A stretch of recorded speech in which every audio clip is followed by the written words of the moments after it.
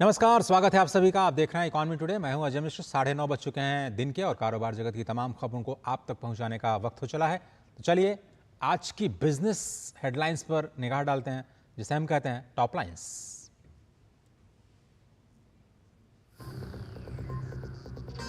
प्रधानमंत्री नरेंद्र मोदी आज गांधीनगर में चौथे वैश्विक नवीकरणीय ऊर्जा निवेशक सम्मेलन और एक्सपो का करेंगे उद्घाटन। नवीकरणीय ऊर्जा समेत भविष्य की ऊर्जा समाधानों पर होगी चर्चा। पीएम सूर्यघर योजना के लाभार्थियों के साथ भी करेंगे मुलाकात।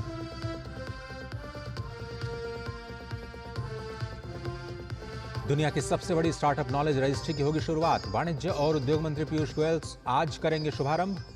Bharat startup knowledge access registry Bhaskar होगा लॉन्च। स्टार्टअप, निवेशक, सेवा प्रदाता, सरकार, हर कोई आएगा एक ही मंच पर।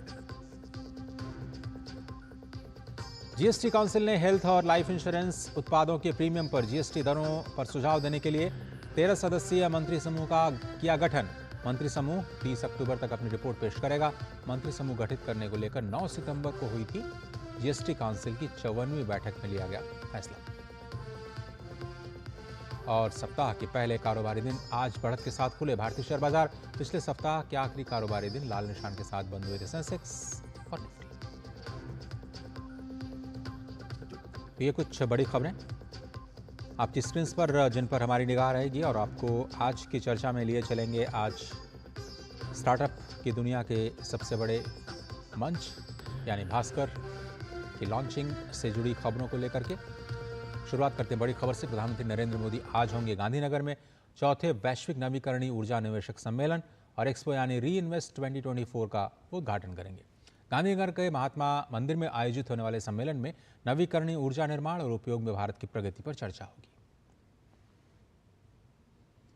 3 दिनों का यह सम्मेलन है। दुनिया भर के प्रतिनिधि इसमें हिस्सा ले रहे हैं। उपस्थित लोगों में मुख्यमंत्री स्तर की बैठक होगी। सीईओज के गोलमेज सम्मेलन किए जाएंगे। अभिनव वित्त पोषण, ग्रीन हाइड्रोजन और भविष्य की ऊर्जा समाधानों पर एक विशेष चर्चा भी की जाएगी।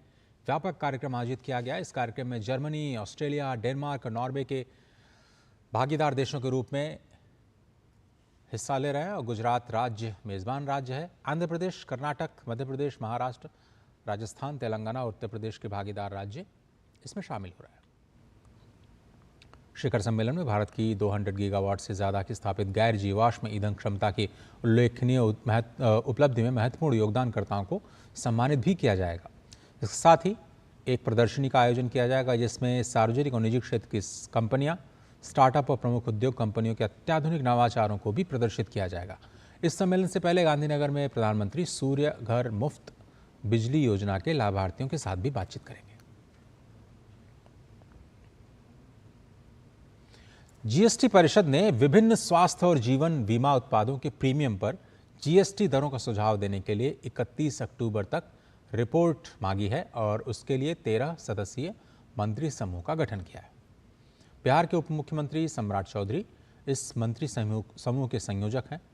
इस समूह के सदस्यों में उत्तर प्रदेश, राजस्थान, पश्चिम बंगाल, कर्नाटक, केरल, आंध्र प्रदेश, गोवा, गुजरात, मेघालय, पंजाब, तमिलनाडु और तेलंगाना के प्रतिनिधि शामिल हैं। 9 सितंबर को हुई जीएसटी परिषद की 54वीं बैठक में जीवन और स्वास्थ्य बीमा पर जीएसटी के मौजूदा कर ढांचे की जांच और समीक्षा के लिए एक जीओएम बनाने का फैसला किया गया था।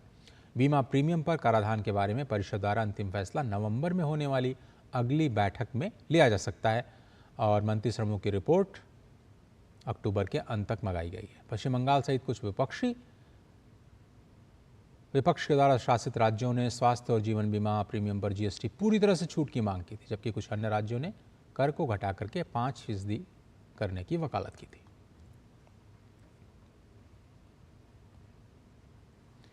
ऑनलाइन गेमिंग मंचों के प्रसार से निपटने और नियामक अनुपालन सुनिश्चित करने के लिए प्रवर्तन निदेशालय, आरबीआई, कर और उपभोक्ता मामलों के विभागों के प्रतिनिधियों के साथ एक इंटरमिनिस्ट्रियल कमेटी गठित की जा रही है।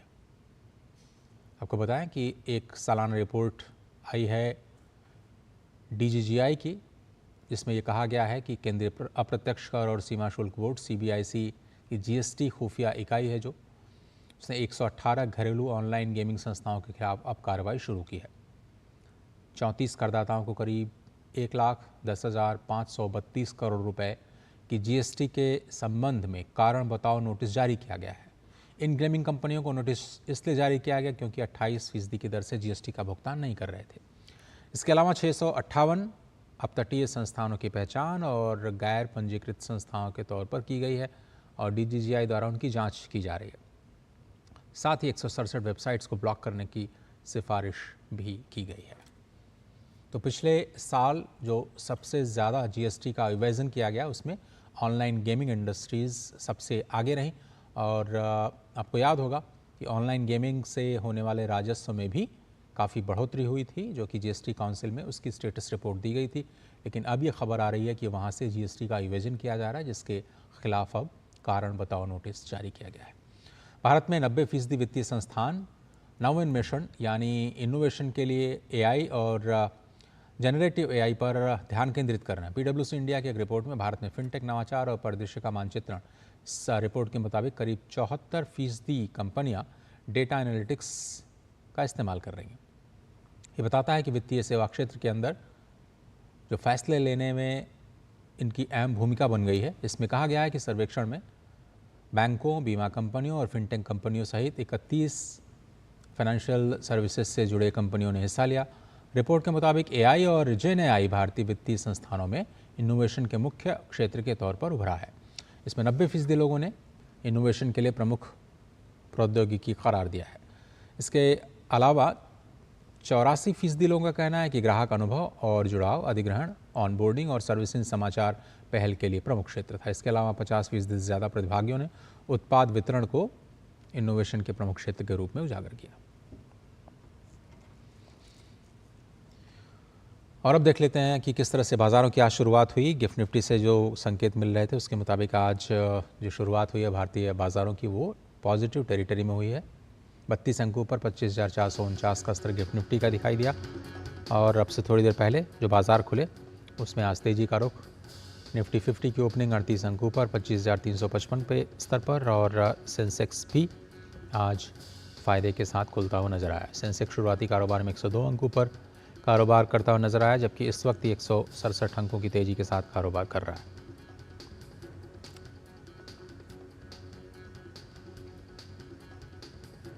Top gainers Adani enterprises 1.6%, Hindalco 1.3%, NTPC, axis bank और टाटा स्टील में इस वक्त 1 से 1.25% तक की बढ़त दिखाई दे रही है।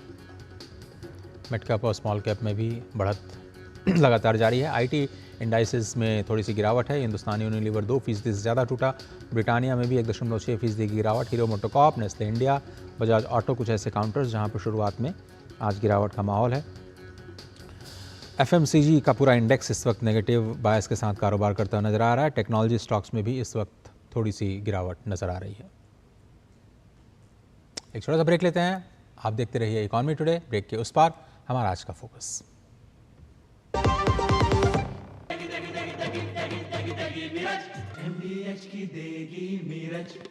देगी मिर्च का तड़का, अंग अंग फड़का। MDH की देगी मिर्च। बेटियां घर की रौनक हैं। बेटियां घर संवारती हैं। बेटियां पीढ़ियां सजाती हैं।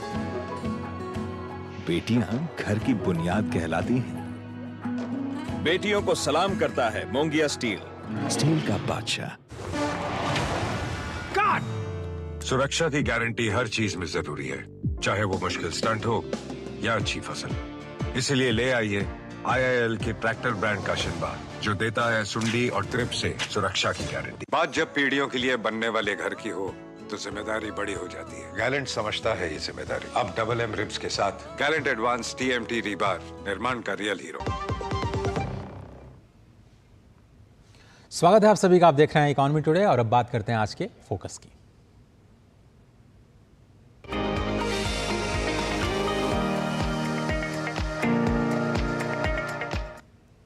और आज के फोकस में हम बात करेंगे देश के स्टार्टअप इकोसिस्टम की। और आज स्टार्टअप इकोसिस्टम के लिए एक बहुत ही महत्वपूर्ण दिन है, क्योंकि एक बहुत ही बड़ी रजिस्ट्री या फिर कहें कि डिजिटल रजिस्ट्री पूरी दुनिया की सबसे बड़ी, जो कि स्टार्टअप इकोसिस्टम को जोड़ने जा रही है, आज उसकी लॉन्चिंग है। वाणिज्य और उद्योग मंत्री आज इसका शुभारंभ करेंगे। इसका नाम है भास्कर, यानी Bharat startup knowledge access registry. ये जो रजिस्ट्री है वो पहली बार शुरू की जा रही है, जिसमें स्टार्टअप, इन्वेस्टर्स, जो सर्विस प्रोवाइडर हैं और जो सरकार, वो एक साथ एक ही मंच पर आएंगे और विचारों का आदान प्रदान करेंगे। बहुत इंपॉर्टेंट है इस चीज़ को समझना कि जब से स्टार्टअप इंडिया की शुरुआत हुई है, इस इकोसिस्टम को लेकर के पूरी दुनिया की निगाहें अब भारत की ओर हैं और ये सबसे वाइब्रेंट इकोसिस्टम के तौर पर उभरा है। स्टार्टअप इकोसिस्टम के स्टेक होल्डर्स के लिए ये दुनिया की सबसे बड़ी डिजिटल रजिस्ट्री होने जा रही है और इनोवेशन की दुनिया में भारत को ग्लोबल हब बनाने की अब तैयारी इसके ज़रिए की जाएगी। आज तीसरा सबसे बड़ा स्टार्टअप इकोसिस्टम भारत। हर स्टार्टअप को एक भास्कर आईडी दी जाएगी, निवेशकों के साथ हाथ मिलाना आसान होगा और दुनिया में अवसरों, चुनौतियों की पहचान करने में भी मदद मिलेगी। देश में आपको बताएं कि सरकार के मुताबिक इस वक्त 1,46,000 पंजीकृत स्टार्टअप कंपनियां कार्य कर रही हैं और ये जो भास्कर प्लेटफॉर्म है, भारत के स्टार्टअप्स की पूरी ब्रांडिंग है, उसको ग्लोबल स्तर पर और भी मजबूत करने में मदद करेगी। सुमित जारंगल, जो कि डायरेक्टर हैं स्टार्टअप के DPIIT वाणिज्य मंत्रालय में, वो मेरे साथ जुड़ रहे हैं इस वक्त इकोनॉमी टुडे में। बहुत बहुत धन्यवाद सुमित जी, वक्त निकालने के लिए। स्वागत है आपका इस प्रोग्राम में। सबसे बड़ी बात कि ये इसकी ज़रूरत क्यों पड़ी, इस रजिस्ट्री को क्यों आप लोगों ने मिलकर के आज लाने की कोशिश की, जिसका आज इनॉग्रेशन किया जाएगा? शुरुआत यहीं से करते हैं। हम स्टार्टअप इंडिया पे फीडबैक को सबसे ज्यादा इंपॉर्टेंस देते हैं। हमारा एक CIM डैशबोर्ड है ऑनरेबल मिनिस्टर सर का, जहां पे सारे स्टेक होल्डर्स अपना फीडबैक देते हैं। उसमें 2 फीडबैक बहुत इंपॉर्टेंट आ रहे थे। एक फीडबैक ये आ रहा था कि जो हमारी डेफिनेशन है उसमें सिर्फ हम स्टार्टअप्स को कैप्चर कर रहे हैं, बहुत और कैटेगरी के लोग हैं, जैसे traditional business owner, mentors, investors, students और हम और आप जैसे, जो कि may be they are not startup but they are interested in this ecosystem. तो इन सबको कैसे हम कैप्चर करें, और इसी के करके हमें एक ऐसा प्लेटफॉर्म लाना चाहिए जिसमें ये डाटा डेमोक्रेटाइजेशन की बात हमने की और ये कोशिश की कि कैसे जो हर स्टेक होल्डर है वो एक दूसरे से जुड़े, ताकि आज जो 1,46,000 स्टार्टअप्स हैं वो 1,46,000 से काफी मल्टीप्लाई करें। और वो जो स्टार्टअप की एक मूवमेंट है जो 2016 में ऑनरेबल प्राइम मिनिस्टर ने लॉन्च की, जब हम 400 स्टार्टअप से लेके 1,46,000 की जो जर्नी है, उसकी जो लर्निंग्स है, उस लर्निंग पे हम कैसे लिवरेज कर सकते हैं और कैसे हमारा जो स्टार्टअप है वो हर एक डिस्ट्रिक्ट में, हर एक ब्लॉक में जाए और वहां पे ये जो एक मोटिवेशन है कि हमें we have to become bread, we have to create jobs. We are not dependent on government jobs, so we have to create jobs and ensure that innovation plays the most important role in making India a developed nation.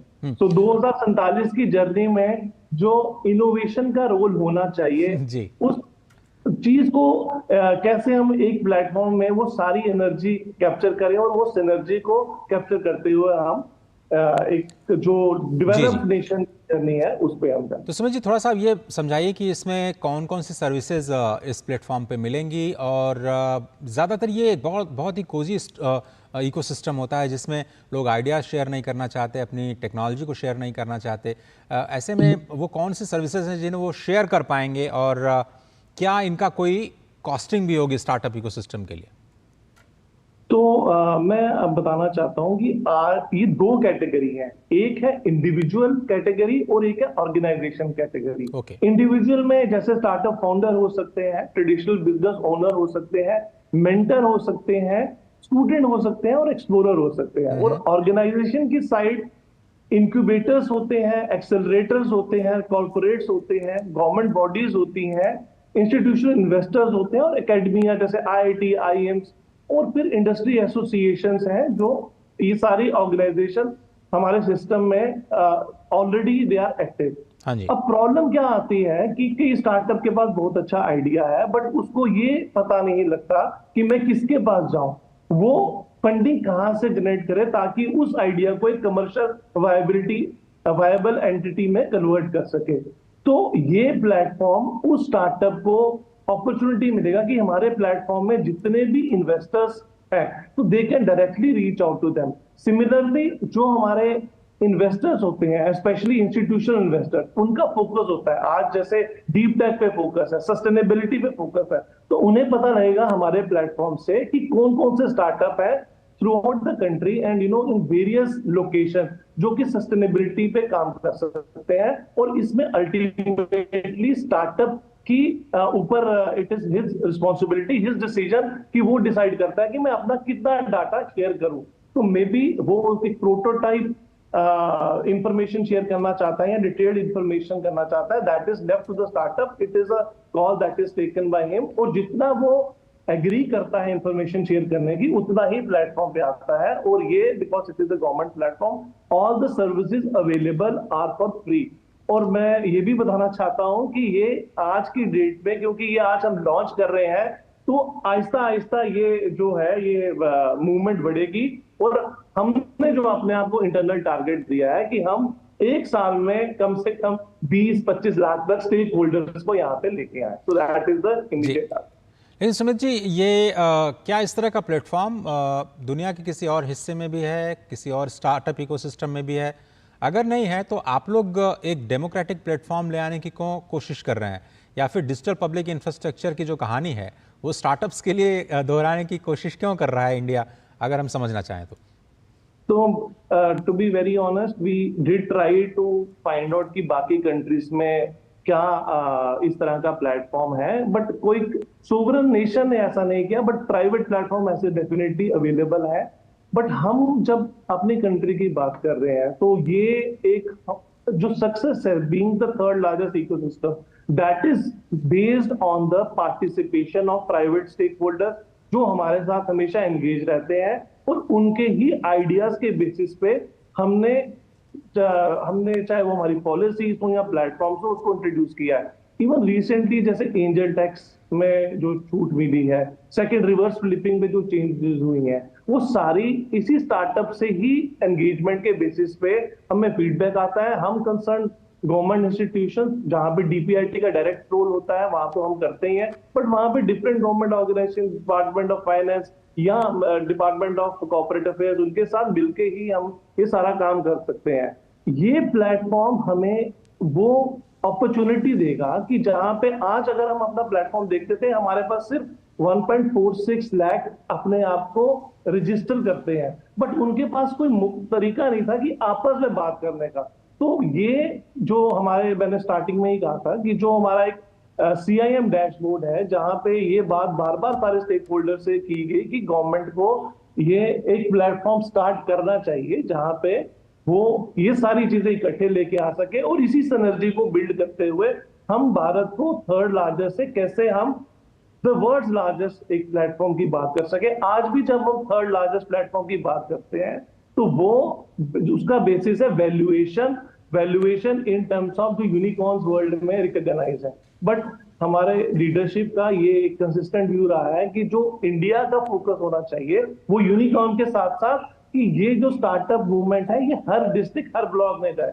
I am very happy to share with you कि इसी focus की वजह से आज हम out of around 786 districts आज की date पे हम 750 के आसपास जिलों में हमारे स्टार्टअप है, और हमारा ये भी टारगेट है कि 1 जनवरी तक हम हर डिस्ट्रिक्ट में ये स्टार्टअप मूवमेंट लेके जा सके।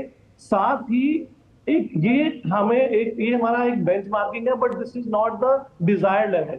वो तब होगा जब घर घर में, जब हम छोटे थे तो हमारे पेरेंट्स कहते थे कि यार डॉक्टर बने, इंजीनियर बने, और आज की डेट में ये पेरेंट्स की एक्सेप्टेबिलिटी मेट्रोस में तो है, बट वो अभी भी टियर 2, टियर 3 सिटीज में उतनी एक्सेप्टेबिलिटी नहीं है। तो वो जिस दिन हो जाएगी उस दिन हमारे को बहुत सेटिस्फेक्शन होगी, और इसकी लिए हम आपका भी शुक्रिया अदा करते हैं कि आपने हमें ये प्लेटफॉर्म दिया ताकि हम इस रजिस्ट्री के बारे में बात कर सकें। सुमित जी, बहुत सारे स्टेट्स की अलग अलग स्टार्टअप पॉलिसीज़ भी हैं, क्या उनको भी इस प्लेटफॉर्म पे इनकॉर्पोरेट किया जाएगा? क्योंकि अलग अलग स्टेट्स में स्टार्ट करने के लिए अलग अलग इकोसिस्टम है, तो जिस तरह से आप कह रहे हैं कि देश के कोने कोने तक जाएंगे और हर ज़िले में, हर ब्लॉक स्तर पे अब स्टार्टअप इकोसिस्टम को प्रमोट करने की तैयारी है, तो क्या जो पॉलिसीज़ हैं उनको भी आप एक ही मंच पर लाने का प्रयास करेंगे? बहुत ही अच्छा सवाल है आपका। और जब मैंने ऑर्गेनाइजेशन की कैटेगराइजेशन की थी उसमें गवर्नमेंट बॉडीज जो हैं वो डेफिनेटली एक इम्पोर्टेंट एक कैटेगरी है। तो हमारे पास एक स्टेट रैंकिंग फ्रेमवर्क एक्सरसाइज होती है, अभी हम 5th एडिशन में हैं। तो वहां पे हम बेसिकली कैटेगराइज करते हैं कि कैसा एक पर्टिकुलर स्टेट फ्रेमवर्क अब विद इन द कंट्री अच्छा है, कौन सा को क्या करना चाहिए। तो इस बार हम उसमें भास्कर की वेटेज ला रहे हैं, और ये सारी चीज हम ऑलरेडी हर स्टेट और यूटी के साथ डिस्कस कर चुके हैं। अभी recently just 2 days back we were in Gujarat, where more than 18 states participated, and we shared this framework with everyone, and I'm very happy to share that all the states irrespective have agreed that they will be shifting their database, and we will have API integration so that it is seamless and किसी भी startup को कोई problem ना आए, क्योंकि ultimately हमारा जो stake holder सबसे इंपॉर्टेंट है वो स्टार्टअप है, ताकि जस्ट बिकॉज कि वो किसी पर्टिकुलर स्टेट में और उसका प्लेटफॉर्म हमारे साथ मिक्स नहीं कर पा रहा और इंटीग्रेट नहीं हो पा रहा, we would ensure that these problems don't come. And every startup irrespective कि वो कौन सी स्टेट में है, कौन से प्लेटफॉर्म पे है, हमने अपने सिस्टम को API इंटीग्रेशन के लिए we have made it in a way that this will be seamless. So I believe all this thing will be taken care of, and not only the states, we have many central government platforms, जैसे मेट्री का platform है, science and technology का, biotechnology का। Ultimately हमारा काम एक nodal organisation का, हम सेक्टर एग्नोस्टिक है और स्टेट एग्नोस्टिक है, हमारे लिए बिल्कुल सही बात इंपॉर्टेंट है। और होना भी चाहिए। सुमित जी, अगर चलते चलते आप ये बता पाएं थोड़ा सा राउंड अप करते हुए कि अभी स्टार्टअप्स को लेकर के कौन से इंसेंटिव्स, जो बड़े इंसेंटिव्स हैं वो सरकार दे पा रही है, थोड़ा सा राउंड अप करते हैं जिससे लोगों को थोड़ा सा इंटरेस्ट जरूर जगे इस हमारे बड़े इकोसिस्टम को लेके। तो अगेन मैं आपका शुक्रिया अदा करता हूं कि आपने ये पॉइंट उठाया। तो अगर हम स्टार्टअप जर्नी की बात करें तो कोई भी स्टार्टअप एक आइडिया से स्टार्ट होता है और अल्टीमेटली एक कंपनी बनता है या एक कमर्शियल वायबल एंटिटी बनता है।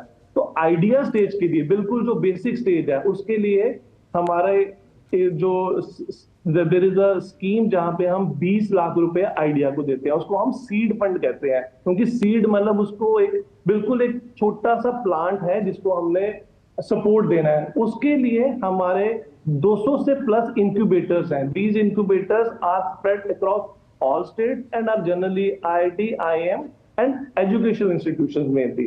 तो कोई भी किसी के पास आइडिया है वो हमारे प्लेटफॉर्म में जा सकता है, और वहां पे वो एप्लीकेशन कोई भी 3 इंक्यूबेटर इरिस्पेक्टिव की, वो अगर मान लो आइडिया किसी के पास नॉर्थ ईस्ट में है बट वो अप्लाई दिल्ली में भी कर सकता है, मुंबई में भी कर सकता है, कर्नाटका में भी कर सकता है, और इधर नॉर्थ ईस्ट में भी कर सकता है। तो ये सीड फंड का है। इसके अलावा जब ये कोई प्रोटोटाइप आइडिया से कोई प्रोटोटाइप बनता है तो उसके लिए हमारी फंड ऑफ फंड स्कीम है जो सिडबी रन करती है। आप उनके प्लेटफॉर्म में जाएं तो वहां पे 5 करोड़ 10 करोड़ इस लेवल की जो फंडिंग है वो उनको मिलती है। सुमित जी, मेरे पास वक्त इतना ही है, बहुत बहुत धन्यवाद आपका। हम आगे भी आपसे लगातार इंटरेक्ट करते रहेंगे और आज इसकी लॉन्चिंग को लेकर हमें इंतजार है, इसका भी हम प्रसार करेंगे। बहुत धन्यवाद आपका इकोनॉमी टुडे में वक्त निकालने के लिए। और अब चलते चलते एक नज़र डालते हैं कारोबार जगत से जुड़ी कुछ और खबरों पर फटाफट अंदाज में, लेकिन पूरी इकोनॉमी टुडे टीम को दीजिए इजाजत। नमस्कार। केंद्र ने वित्त वर्ष 2025 के लिए आवंटित कुल 1.5 लाख करोड़ रुपए में से अब तक राज्यों को पूंजीगत खर्च के लिए ऋण के रूप में 46,000 करोड़ रुपए मंजूर कर लिए हैं, जिसमें से 25,000 करोड़ रुपए जारी किए जा चुके हैं। इस हफ्ते 14 IPOs की लिस्टिंग होगी। वहीं निवेश के लिए भी 5 नए IPO बाजार में आ रहे हैं। आज बजाज हाउसिंग फाइनेंस का IPO लिस्ट होगा। कंपनी के IPO को निवेशकों से काफी अच्छा रिस्पांस मिला है।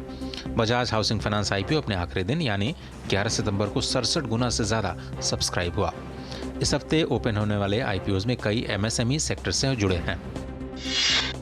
भारतीय food delivery company Swiggy limited इस सप्ताह IPO फाइल करने पर विचार कर सकती है। जानकारी के मुताबिक स्विगी IPO के जरिए $100 करोड़ से ज्यादा जुटा सकती है। 2014 में स्थापित कंपनी स्विगी भारत में 1.5 लाख से ज्यादा रेस्टोरेंट्स के साथ साझेदारी कर काम करती है। बढ़ती माल ढुलाई लागत और कंटेनर्स की कमी से देश के निर्यात पर असर पड़ रहा है। शोध संस्थान GTRI के मुताबिक 2022 में कोविड महामारी के प्रभाव की वजह से माल ढुलाई की औसत लागत $4,942 थी, जबकि 24 तक ये दर $4,775 के आसपास स्थिर हो गई है, जबकि 2019 में यह लागत केवल $1,420 पर थी। JSW एनर्जी की सहायक company JSW renew energy 2 limited ने तमिलनाडु के तूतीकोरन में 300 मेगावाट का पवन ऊर्जा संयंत्र सफलतापूर्वक चालू कर दिया है। कंपनी ने बताया कि ये भारतीय सौर ऊर्जा निगम के लिए कंपनी द्वारा शुरू किया गया पहला पवन ऊर्जा संयंत्र है। अदानी ग्रुप की 2 कंपनियां अदानी ग्रीन एनर्जी और अदानी पावर का कहना है कि वे महाराष्ट्र राज्य डिस्कॉम के साथ 6.6 गीगावाट की संयुक्त बिजली खरीद समझौते पर हस्ताक्षर करेंगी। कंपनियों ने अपनी घोषणा में कहा कि Adani green energy Maharashtra state electricity distribution company limited के साथ मिलकर लंबे समय के लिए बिजली खरीद समझौते पर हस्ताक्षर करेगी, जो 5 गीगावाट सौर ऊर्जा की सप्लाई के लिए होगा। बैटरी निर्माता company epsilon advance material Karnataka में 9,000 करोड़ रुपए की लागत से 90,000 टन सालाना उत्पाद क्षमता वाला एनोड संयंत्र स्थापित करने की योजना बना रही है। एप्सिलॉन समूह अपने इस संयंत्र में 2 चरणों में निवेश करेगा। पहले चरण में 4,000 करोड़ रुपए और दूसरे चरण में 5,000 करोड़ रुपए लगाए जाएंगे। HDFC बैंक ने CSR पहल परिवर्तन के तहत 2025 तक 60,000 रुपए सालाना से कम आय वाली 5 लाख सीमांत किसानों की आमदनी बढ़ाने का लक्ष्य तय किया है। ये पहल 28 राज्यों और 8 केंद्र शासित प्रदेशों में सक्रिय है।